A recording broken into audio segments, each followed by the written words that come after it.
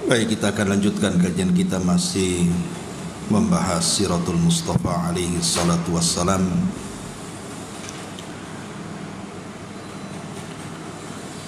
Dan kita masuk pada pembahasan pasukan khusus yang dikirim Nabi sallallahu alaihi wasallam yang dipimpin oleh Zaid ibn Harithah radhiyallahu anhu.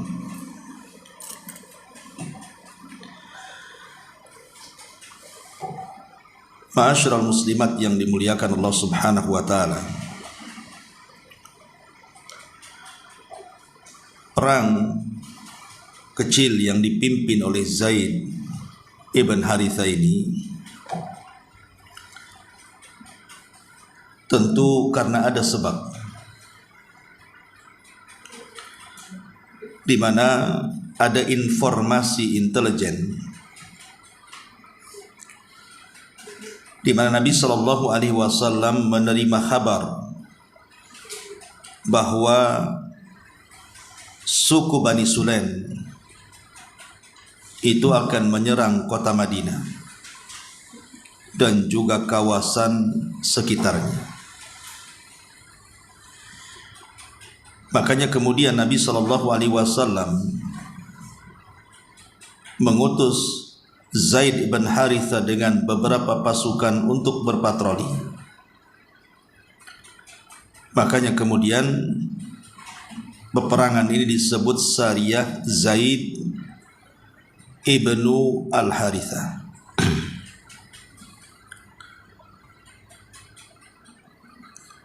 Di sini pengarang mengatakan ini merupakan patroli perang terakhir dan tersukses yang dilakukan oleh kaum muslimin menjelang terjadinya perang Uhud, di mana batalion Zaid ibn Harithah ini terjadi tepat pada bulan Jumadil Akhir di tahun 3 Hijriah. Sebabnya adalah bahwa setelah peristiwa di Badar, perang yang sangat dahsyat, kaum Quraisy senantiasa dicekam oleh perasaan takut dan gelisah. Kenapa? Karena peperangan itu betul-betul memukul hati orang-orang kafir Quraisy. Pukulan yang sangat dahsyat kepada orang-orang kafir Quraisy. Lah ketika musim panas telah sampai, yang menandakan semakin dekatnya perjalanan musiman mereka ke kawasan Syam. Artinya umumnya di musim panas orang-orang kafir Quraisy ini kan melakukan dagang menuju negeri Syam. Tapi kalau di musim dingin menuju negeri Yaman. Itulah yang Allah Subhanahu wa taala gambarkan tentang kebiasaan mereka. Li'ila fi Quraisyin ila fihim rihlatash syita'i was-saif. Kebiasaan orang-orang Quraisy adalah berniaga di musim panas dan dingin. Jadi kalau di musim panas mereka berangkat ke Syam, kalau di musim dingin mereka berangkat ke negeri Yaman. Maka Safwan ibn Umayyah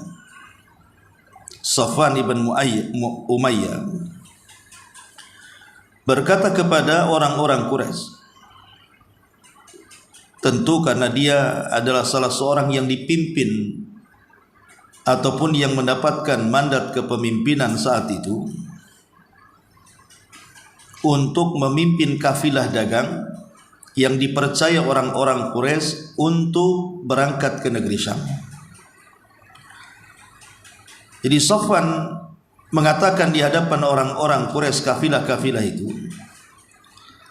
sesungguhnya Muhammad dan para sahabatnya telah mengawasi perjalanan kafilah dagang kita. Karena itu kita tidak tahu apa yang harus kita lakukan terhadap para sahabatnya, sementara mereka tidak beranjak dari kawasan pesisir. Warga yang tinggal di pesisir tersebut telah mengadakan perundingan dengan mereka dan mayoritas sudah bergabung bersama Muhammad, sehingga kita tidak tahu jalan mana lagi yang harus kita tempuh menuju negeri Syam. Tapi kalau kita hanya tinggal di negeri kita ini, maka tentu modal kita lambat laun akan habis, dimakan oleh kita sendiri, sehingga tidak akan ada lagi yang tersisa. Boleh jadi kita hanya bergantung kepada para pedagang dari kawasan Syam pada musim panas, sebab kalau tidak dilakukan pasti kita kelaparan. Dari sini kita tahu bahwa orang-orang Quraisy sudah mulai ketakutan di sana, karena bagaimanapun jalur perdagangan dari Mekah menuju Syam itu mau tidak mau harus lewat Madinah, karena tidak ada jalan lain masalahnya. Sementara perjalanan menuju Madinah itu sudah dikepung oleh Rasul dan para sahabat, sehingga ada kekhawatiran kalau mereka nekat pasti akan disergap. Makanya kemudian Safwan ibn Umayyah ini berunding bagaimana caranya untuk menghindari sergapan Rasul dan para sahabatnya ini. Di sini terjadi dialog seputar masalah bagaimana keberangkatan mereka ke negeri Syam. Karena kalau mereka tetap di Mekah menghindari bahaya, lambat laun mereka akan kelaparan karena kehabisan makanan. Tapi kalau mereka nekat berjalan ke Syam, mau tidak mau akan berhadapan dengan Rasul dan para sahabat. Jadi terjadi dilema di sini. Mundur salah, maju juga salah. Itulah kenapa orang-orang Quraisy semakin cemas setelah perang Badar ini. Lah ketika Al-Aswad ibn Abdul Muttalib berkata kepada Safwan, kata beliau,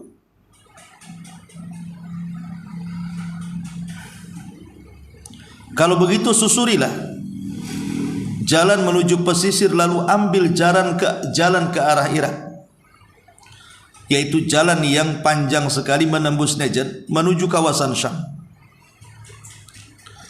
dan melewati arah timur Madinah hingga jarak tempuh yang jauh sekali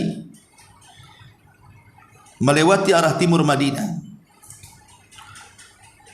Lah orang-orang Quraisy sama sekali buta dengan jalur itu. Kemudian Al-Aswad ibn Abdul Muttalib mengisyaratkan kepada Safwan agar menjadikan Furat ibn Hayyan yang berasal dari Bani Bakar ibn Wa'il sebagai pemandu jalan yang membimbing perjalanan ini.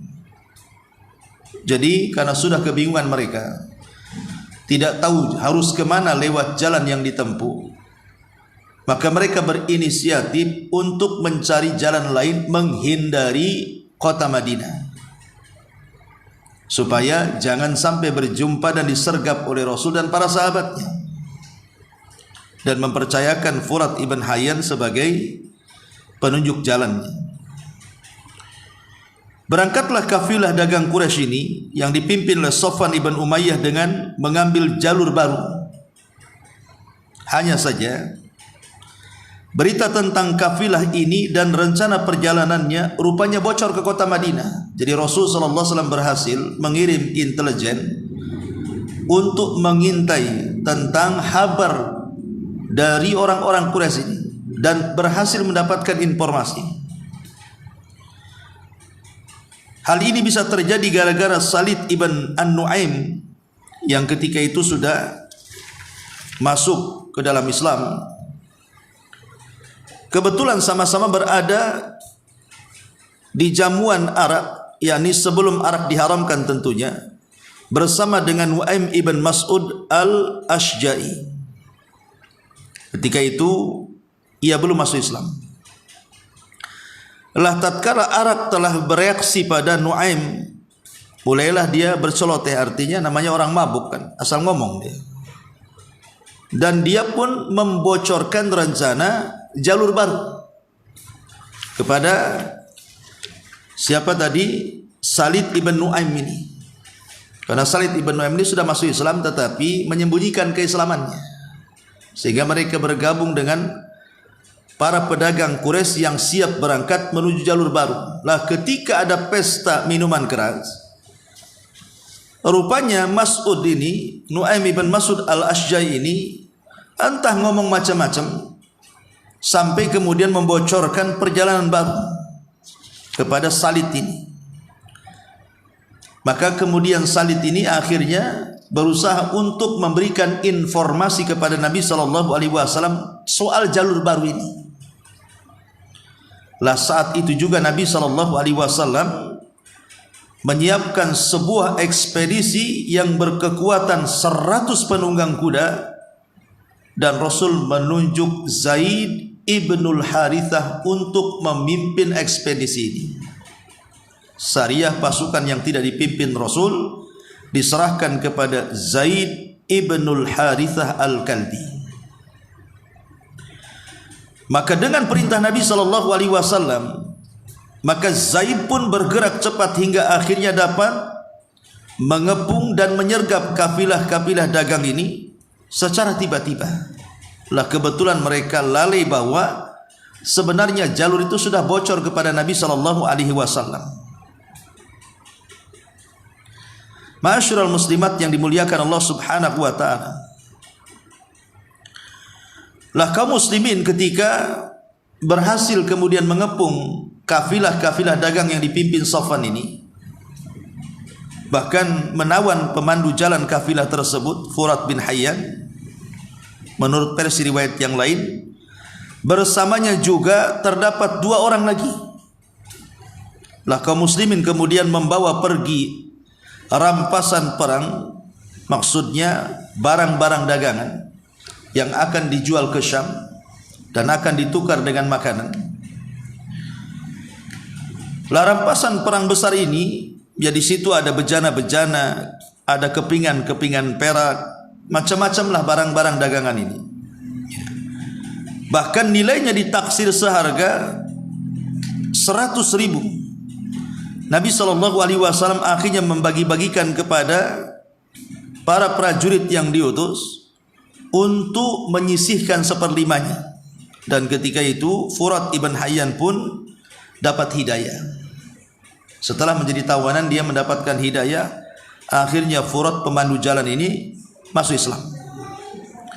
Lah peristiwa ini merupakan tragedi dan bencana besar yang dialami Quraisy setelah perang Badar. Artinya ini terjadi kerugian lagi.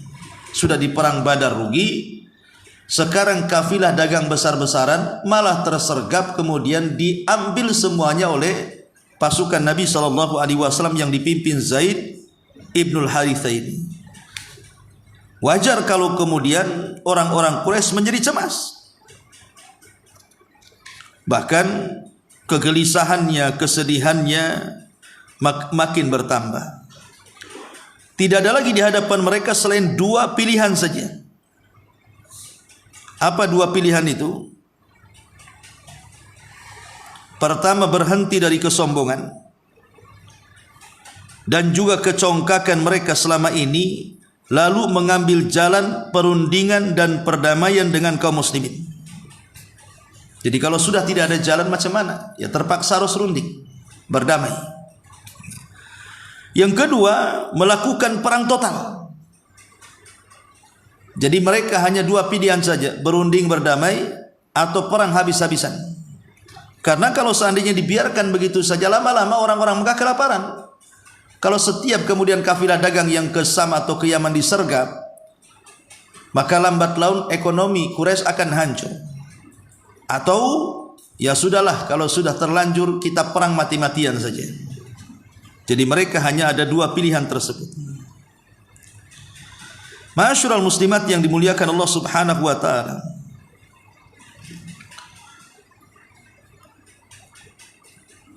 Lah maka hal tersebut dan peristiwa-peristiwa sebelumnya merupakan kejadian pendahuluan bagi terjadinya pertempuran Uhud nanti. Artinya dari dua pilihan yang dipilih orang Quraisy itu, mereka ingin perang total. Mereka tidak mau berdamai. Lah perang total itulah yang kemudian disebut dalam sejarah disebut perang Uhud, di mana Quraisy ini betul-betul bersatu, menyatukan kekuatan dengan kabilah-kabilah di sekitarnya, dengan kekuatan penuh dan kekuatan total menyerbu Nabi SAW di Uhud ini. Bagaimana terjadinya perang Uhud? Tentu ini panjang ceritanya, karena perang ini adalah perang terbesar kedua, bahkan lebih besar dibandingkan perang Badar. Bahkan di perang ini pula Nabi SAW hampir mati, dan di perang ini juga kekalahan kaum muslimin, dan di perang ini juga kaum muslimin mengalami kerugian besar. Baik ma'asyiral muslimat yang dimuliakan Allah Subhanahu wa taala, sedikit kita bicara tentang sosok jenderal yang diutus oleh Nabi sallallahu alaihi wasallam dalam ekspedisi untuk menyergap kafilah dagang Quraisy dari Mekah menuju Syam. Siapa dia? Zaid ibn Al-Harithah. Zaid ibn Al-Harithah ini, Bu, itu selalu dipercayakan oleh Nabi SAW dalam keterlibatan pertempuran, dan selalu diperintah Rasul untuk menjadi pemimpin perang. Tentu karena wibawa, keberanian, kecerdasan yang dimiliki Zaid, sehingga Nabi SAW terkadang kalau mengutus perang maka dia selalu jadi pemimpinnya. Termasuk juga dalam perang Mu'tah, maka Zaid ibn Harithah dikenal sebagai panglima perang yang sangat tangguh, walaupun kemudian Allah takdirkan dia gugur di perang ini sebagai orang yang mati syahid. Tapi siapa Zaid ibn Harithah ini? Kenapa sosoknya sangat dicintai Nabi SAW? Ma'asyiral muslimat yang dimuliakan Allah Subhanahu wa taala, Zaid ibn Harithah ini dia adalah sahabat Nabi SAW yang diambil oleh Nabi SAW sebagai anak angkat beliau. Adapun nasabnya, dialah Abu Sama Zaid ibn Harithah ibni Syarahbil ibni Ka'b ibni Abdul Uzza ibn Yazid Al-Kalbi, yang meninggal di tahun 629 Masehi atau 8 Hijriah.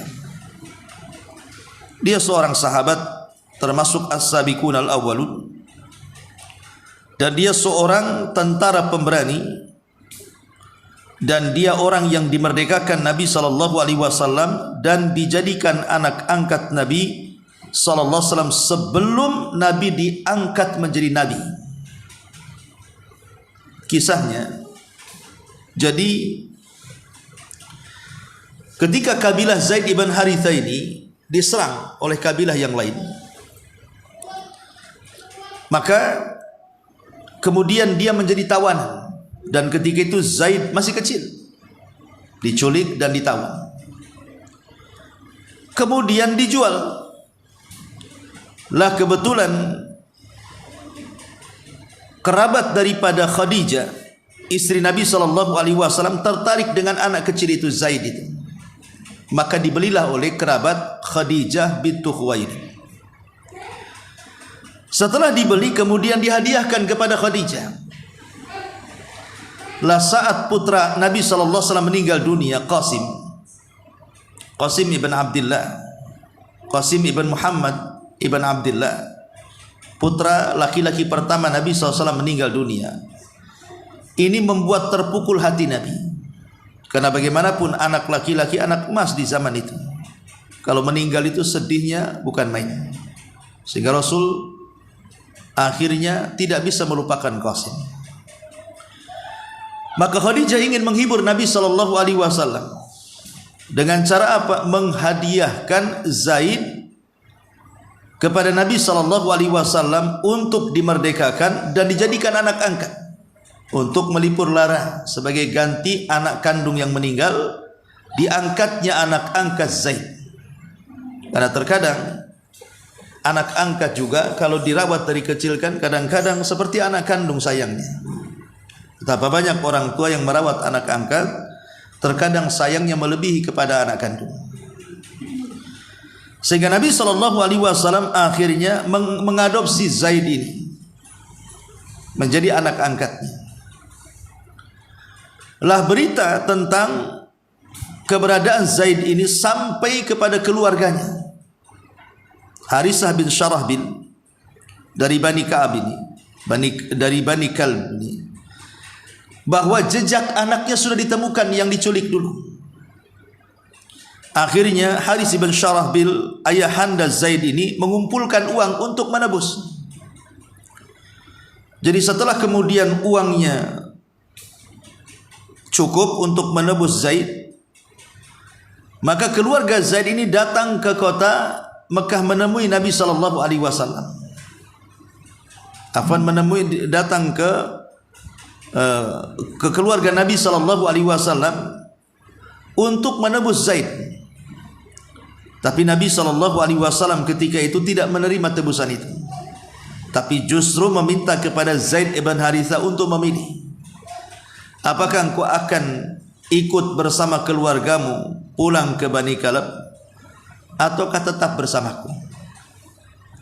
Entah kenapa kemudian Zaid ini malah ingin bersama Nabi, tidak ingin ikut ayah dan keluarganya. Maka sedihlah kemudian Haris ibn Syarahbil ini, kenapa anaknya yang selama ini dirindukan hilang diculik orang, dan sekarang sudah membawa uang tebusan, ketika ditebus malah tak mau balik, malah justru sangat mencintai Nabi SAW. Ketika kemudian Zaid ini lebih loyal kepada Rasul dibandingkan kepada keluarganya, maka Nabi SAW sangat senang, bahagia luar biasa.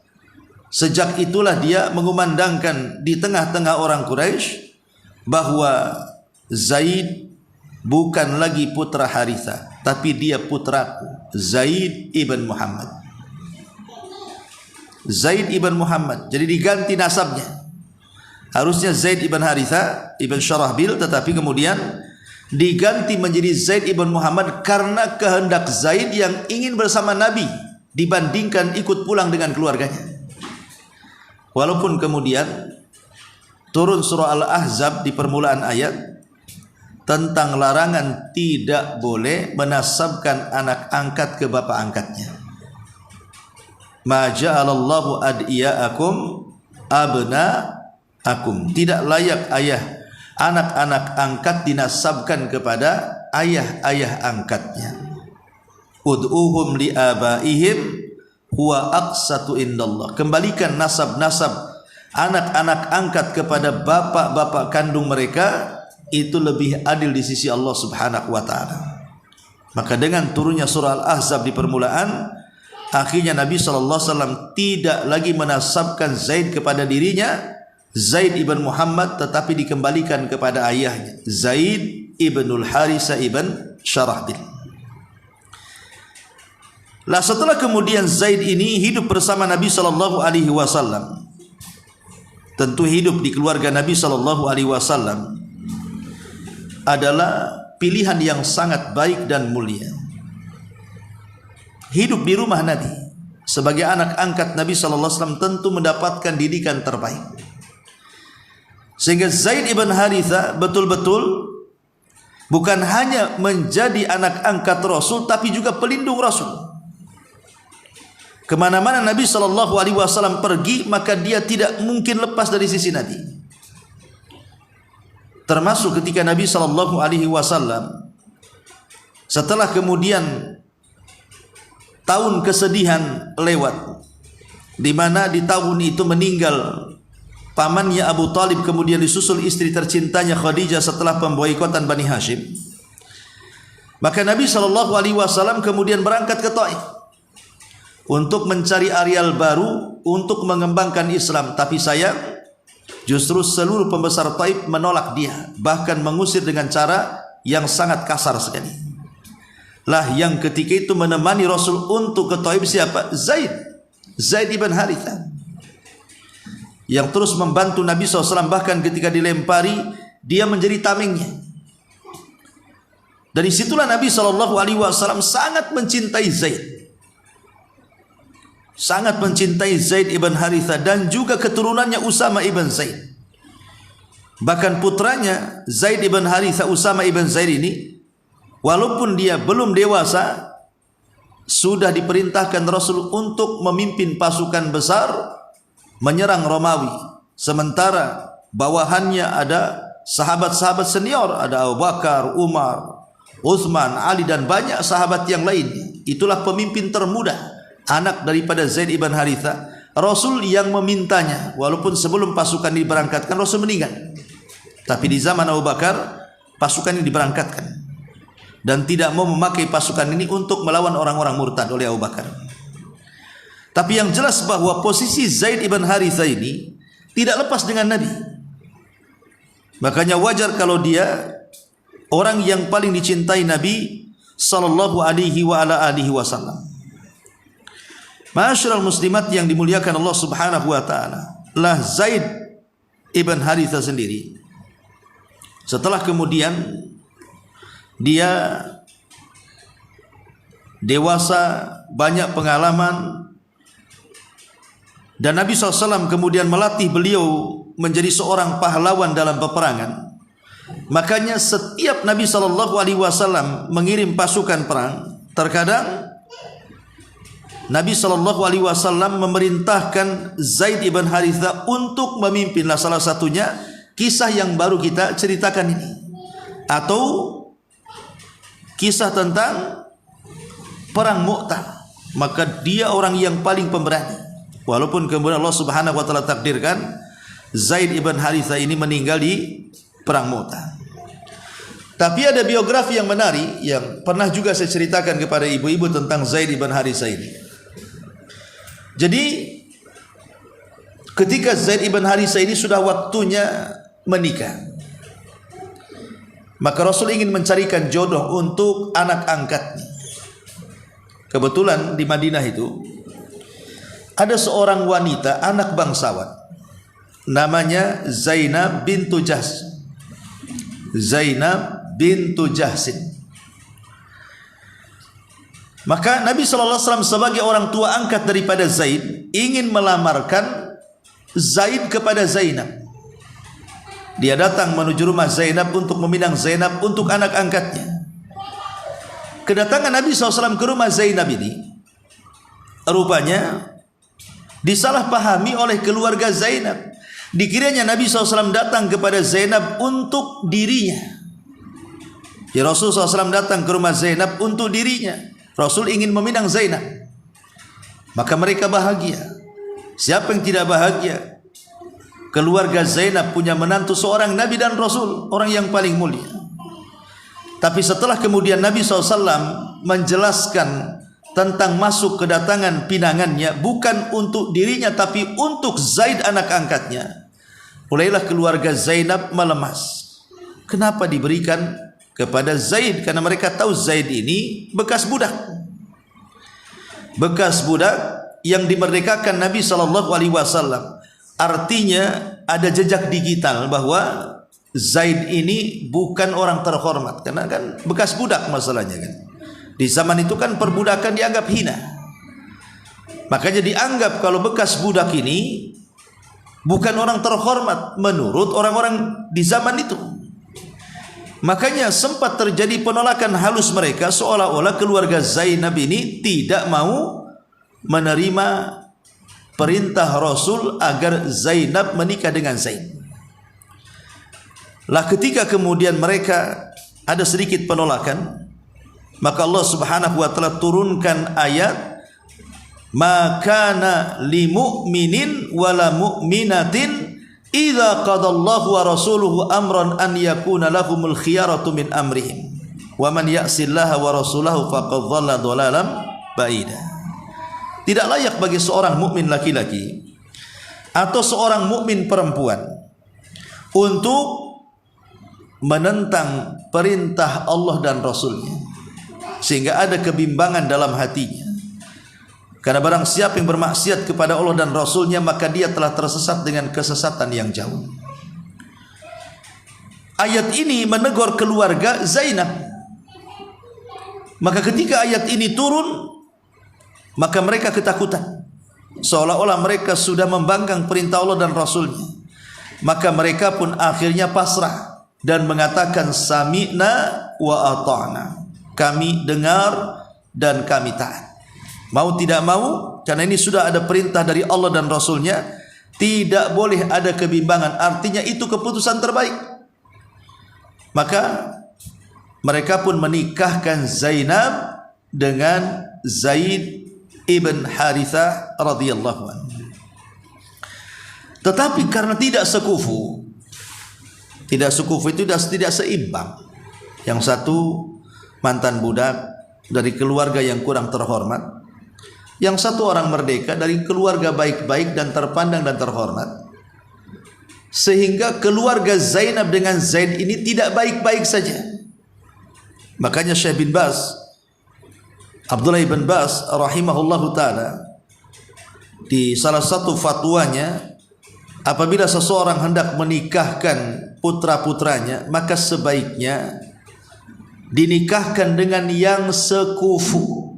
Yang sekufu itu artinya yang setara, baik dari segi kekayaan, baik dari segi status, baik dari segi pendidikan, sebaiknya setara. Karena kalau setara, maka tidak ada yang dizalimi satu dengan yang lainnya, tidak ada yang dibodoh-bodohi satu dengan yang lainnya, tidak ada yang diakal-akali satu dengan yang lainnya, dan tidak ada yang ditindas satu dengan yang lainnya. Tapi kalau jomplang, yang satu kaya yang satu miskin, biasanya si kaya menindas si miskin. Yang satu cerdas yang satu bego, biasanya yang cerdas membodoh-bodohi yang bego, dan begitu seterusnya. Walaupun tentu dalam aturan Islam tidak ada aturan seperti ini. Tidak ada masalah menikah dengan orang kaya, menikah dengan orang miskin, tidak ada masalah. Tapi maksudnya fatwa Syekh bin Baz ini demi kemaslahatan rumah tangga, itu maksudnya. Cari yang sekufu. Karena juga di zaman para sahabat terjadi ketika tidak sekufu antara Zainab dengan Zaid, apa yang terjadi? Penuh dengan kecekcokan. Di tengah-tengah rumah tangga para sahabat saja cekcok sudah biasa. Lah karena sudah ketidakcocokan antara Zainab dengan Zaid di sini, maka Allah Subhanahu wa taala turunkan ayat agar Rasul memerintahkan Zaid menceraikan Zainab. Jadi Allah langsung yang memerintahkan Rasul kepada Zaid agar Zaid menceraikan Zainab. Bahkan nama Zaid tercantum dalam Quran. Satu-satunya sahabat yang dicantumkan namanya dalam Quran itu adalah Zaid.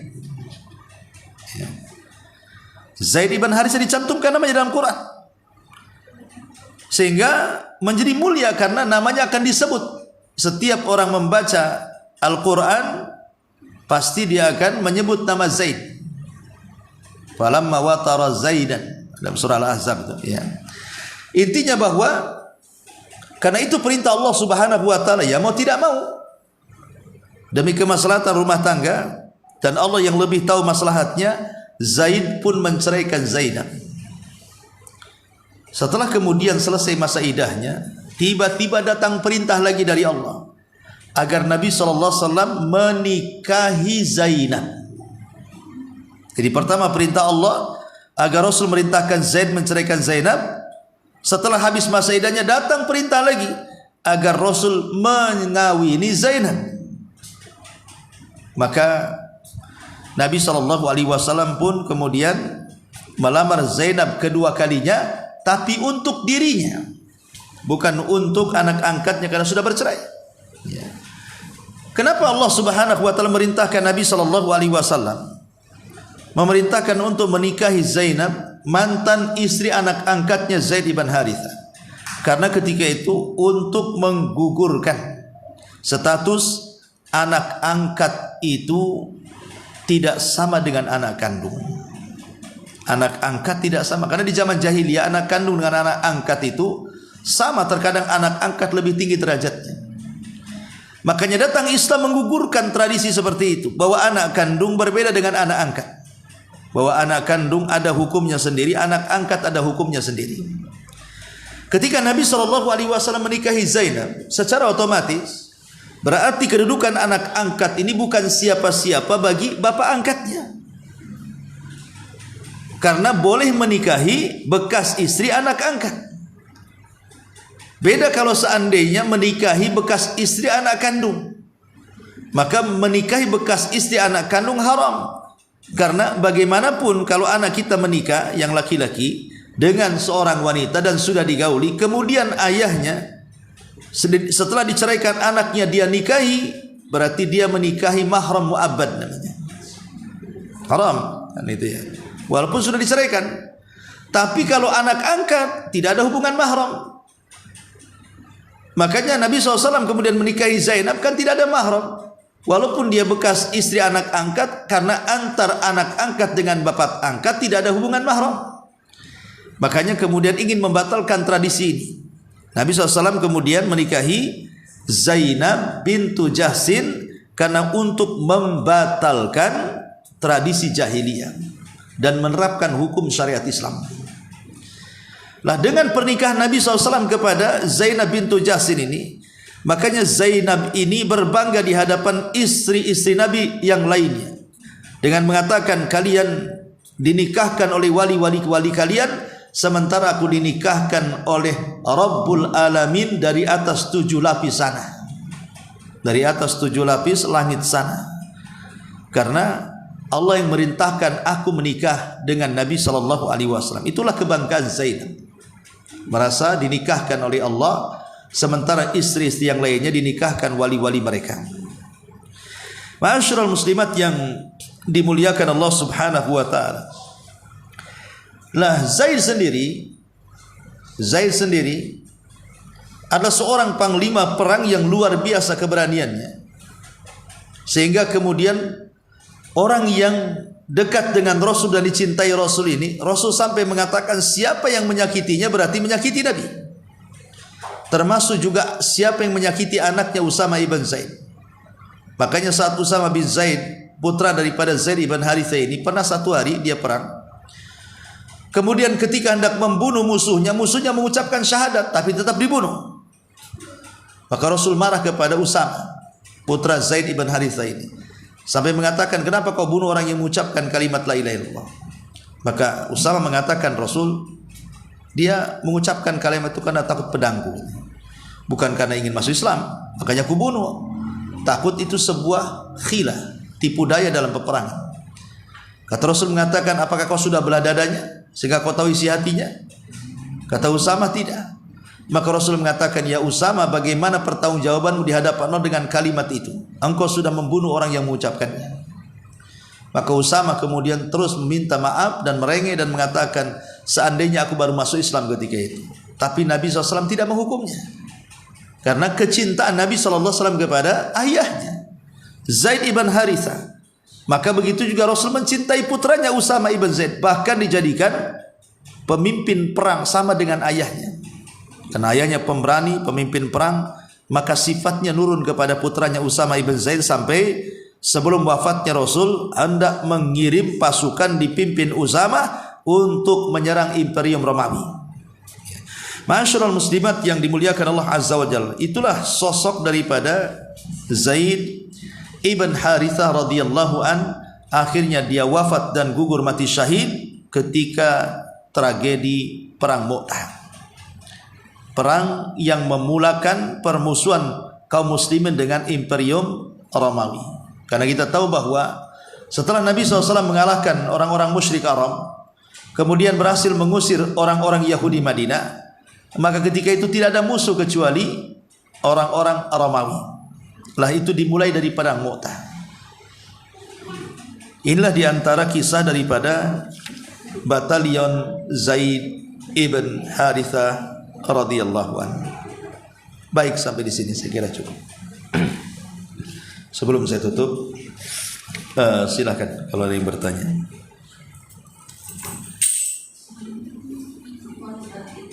Iya.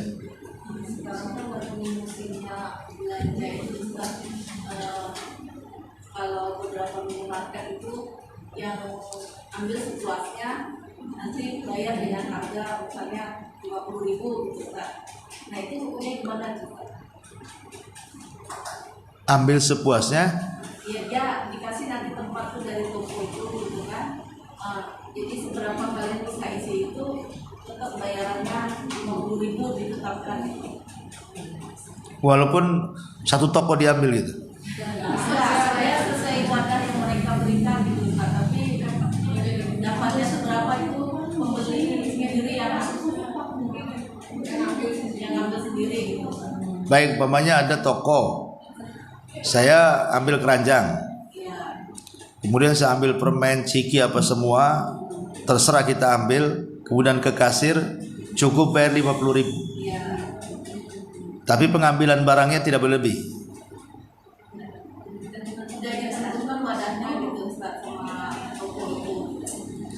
Sudah ditentukan wadahnya. Contoh misalnya kayak daging gitu ya Ustaz, mereka kasih tempatnya di wadahnya. Nah seberapa kamu sendiri bisa isi, yang penting satu wadah itu kamu bayar 50.000 gitu. Wallahu alam, saya kira itu masuk kepada gharar itu. Karena namanya jual beli itu kan harus jelas. Ya, jelas barangnya, jelas harganya. Tidak ada penipuan di situ, tidak ada untung-buntung, artinya tidak ada perjudian, kimar. Ya, dan ya harus jelas. Ya. Takutnya ngambil barang macam-macam, rupanya setelah dihitung sebenarnya kurang dari 50. Atau mungkin ambil barang macam-macam setelah dihitung lebih daripada 50. Bisa merugikan pembeli, bisa juga merugikan penjual. Dan itu untung-untungan, jadi takutnya jadi judi pula kan itu. Wallahu alam. Ya sebaiknya kita beli yang jelas-jelas harganya saja, ada bandrolnya di situ. Ini harga gula sekian, harga ini sekian, harga ini sekian. Jadi jelas kita tidak ada syak keraguan di situ. Karena kalau seperti itu masuk kepada gharar itu namanya ya. Kepada ketidakjelasan. Ya, karena jual beli jelas masalahnya, mulai barang dan harga serta transaksinya harus jelas. Wallahu a'lam.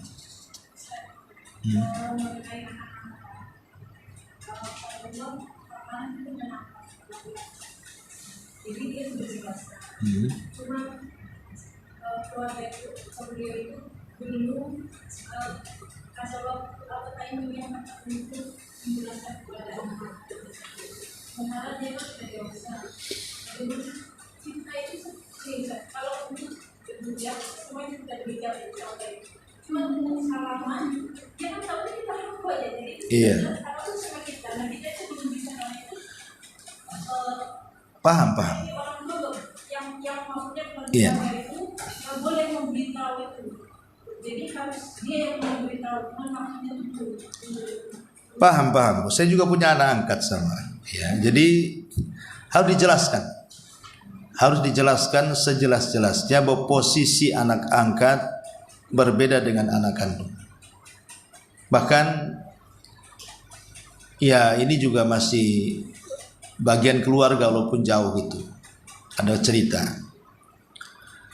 Jadi ada satu keluarga. Ayah ibunya sebelum meninggal tidak memberitahu anak-anak kandungnya bahwa salah satu di antara mereka ada anak angkat. Jadi kiranya oleh anak-anak kandung itu semua adalah saudara kandung. Sampai ibunya meninggal, kemudian disusul ayahnya meninggal. Saat bagi waris karena dia posisi anak laki-laki, tentu kan bagian lebih besar dibandingkan anak wanita. Karena anak laki-laki satu, anak wanita separuh kan itu. Jadi setelah pembagian waris, akhirnya apa? Ya dibagi sebagaimana hukum faraid. Anak laki-laki lebih besar dibanding anak perempuan. Terjadilah pembagian. Rupanya tetangganya yang tahu kasus ini, ya mungkin dia masih hidup gitu, udah tua juga, memberitahu bahwa salah satu ahli waris dari kerabat itu, salah satunya ada anak angkat. Dah posisinya dia laki-laki.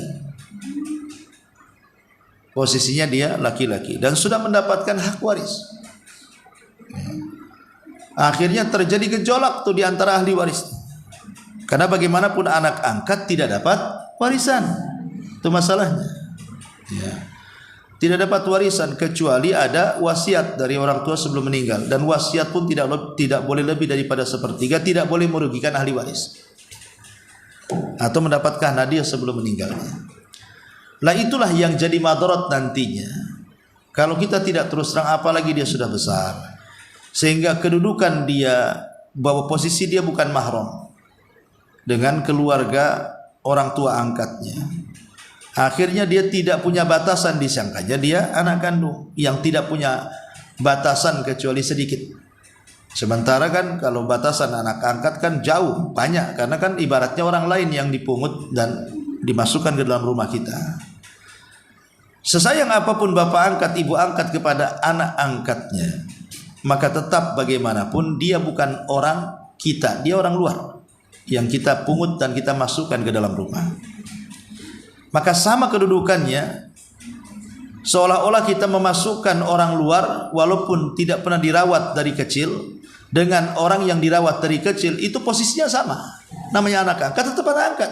Dia bukan siapa-siapa kita. Tidak ada hak waris, tidak ada wali, tidak ada hak mahram dia. Dia hanya angkat anak angkat saja. Sesayang apapun orang tua, tetap dia anak angkat. Jadi harus mendapatkan penjelasan. Karena di zaman Rasul ada dua sahabat, ada satu keluarga mengangkat anak angkat laki-laki sampai dia balik. Ketika balik, risih ibu angkatnya, karena kan sudah tahu bahwa dia bukan mahramnya, sehingga setiap kali dia sudah balik satu rumah, ya kadang-kadang harus ikhtilat, bersentuhan dan begitu seterusnya. Risih dia. Karena merasa risih, suaminya melapor kepada Nabi. Bagaimana caranya supaya anak angkat itu tidak membuat risih istrinya dan menjadi mahram. Lah kebetulan ibu angkatnya itu punya anak bayi, artinya kan mengeluarkan air susu. Maka akhirnya kemudian Nabi SAW mengatakan kepada suaminya, kalau begitu berilah air susu istrimu kepada anak angkatmu, maka dia akan menjadi mahram bagimu. Dalam riwayat bahwa maksudnya disedot air susunya dan dimasukkan ke roti, dimakan dengan roti, dengan hubaz, dicocol dengan roti, sampai memang dulunya ada yang mengatakan 7 kali, ada yang mengatakan 5 kali, tapi yang rajih 5 kali susuan. Dengan susuan 1 kali susu harus kenyang syaratnya. Lah ini kan terjadi di zaman para sahabat kan, ya. Maka sudah kewajiban bagi orang tua angkat menjelaskan dengan penjelasan terbaik. Bahkan jangan sampai menutup-nutupi orang tuanya kalau masih ada. Jangan, tidak boleh. Jangan sampai menutupi. Jangan lagi manusia. Di zaman para sahabat, ketika Rasulullah SAW berangkat perang, tiba-tiba Rasul melihat burung berputar-putar di langit mencari anaknya yang hilang.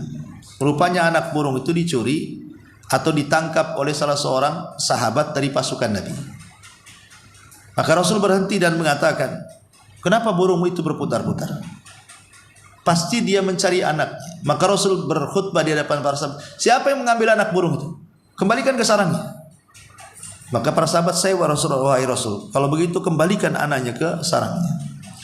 Lah kalau Nabi SAW saja tidak tega kepada ibu burung, mak burung dengan anaknya dipisahkan. Ini binatang yang tidak berakal. Maka memisahkan manusia tentu lebih tidak beretika lagi. Tetap tidak boleh dipisahkan antara ayah angkat, ibu angkat dengan ibu kandung dan ayah kandung dari anak angkat kita. Tetap dikasih tahu kalau memang tahu. Dan saya yakin kekhawatiran orang tua biasanya, kalau sudah sayang kepada anak angkat, kalau dikasih tahu orang tuanya, takut dia hilang dari rumah. Itu semua kekhawatiran seperti itu. Tapi ingat, ada tabiat manusia. Siapapun yang membesarkan dan kasih makan, maka dia akan lebih sayang kepada yang membesarkan dan yang ngasih makan dia. Yakin?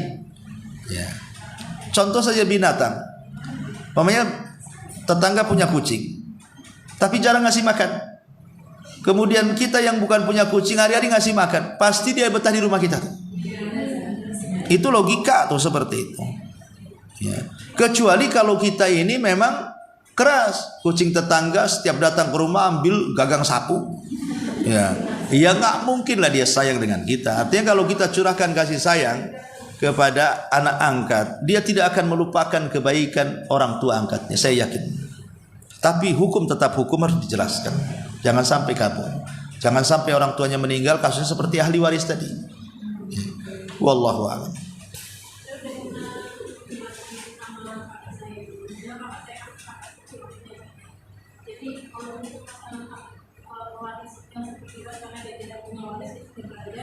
Dan sudah mempersiapkan hartanya karena dia nggak punya anak cuma satu itu aja. Tapi kata Allah akan banyak, dia sudah mempersiapkan jadi sudah di karena tahu bakal besok itu kalau yang meninggal itu kan kita keluarga suaminya kan. Iya. Jadi sudah dihadiahkan Dihibahkan, nggak apa-apa. Dihibahkan sebelum meninggal. Nah, yang jadi masalah sama saya itu maksudnya. Tapi ingat begini, menghibahkan kepada anak angkat tidak boleh melupakan ahli waris keluarga, tak boleh. Nah.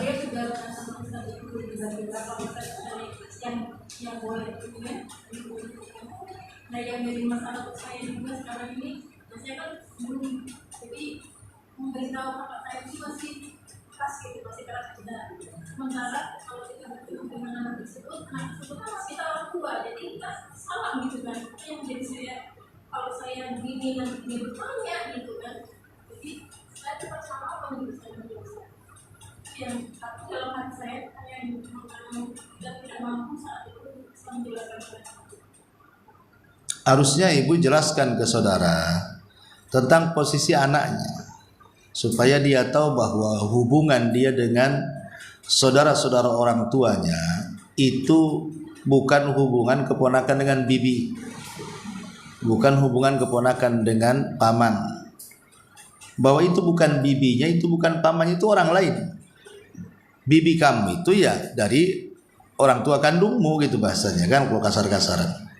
Saya dengan ibu angkatmu memang saudara, tapi dengan kamu bukan siapa-siapa. Jangankan saya, orang tua angkatmu dengan kamu aja bukan siapa-siapa gitu. Kalau mau kasar kan seperti itu. Itu tapi kan bukan bahasa seperti itu tentunya. Lebih bahasa yang beradab lagi. Tapi kewajiban ibu harus menjelaskan sejelas-jelasnya kepada saudaranya tentang posisi anak angkat, dan dia harus tahu. Makanya kenapa pentingnya kalau kita mengangkat anak angkat itu harus didikan agama. Kalau dia terdiri dari kecil agama, setelah dia balik sudah cukup waktunya menjelaskan, pasti dia akan menerima. Tapi kalau seandainya tidak dididik agama, ketika dia sudah besar kemudian kita jelaskan, pasti dia memberontak. Itu di situ yang harus dipahami, ya. Tapi mau nurut mau memberontak, yang namanya hukum tidak bisa berlarut dan berlanjut. Karena akan melahirkan satu kemungkaran dengan kemungkaran yang lain dan terus kemungkaran yang lain. Karena bagaimanapun pamannya dia anak laki-laki, tentu tidak ada hubung kait dengan ibu angkatnya. Akhirnya asal-asalan saja karena orang awam buka jilbab, kadang-kadang buka aurat gitu kan dalam rumah.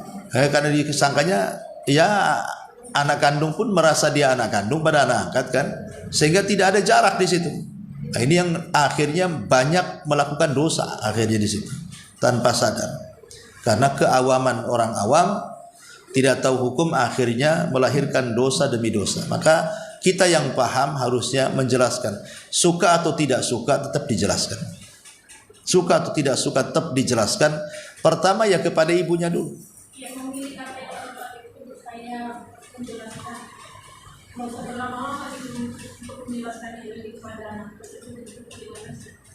Yang harus ngomong saja, umpamanya punya saudara, ya ajak makan di mana, ajak di mana, kemudian ibu pura-pura saja, saya tadi baru ikut pengajian yang isi Abu Humairah, kok dia menjelaskan tentang itu anak angkat gitu ya.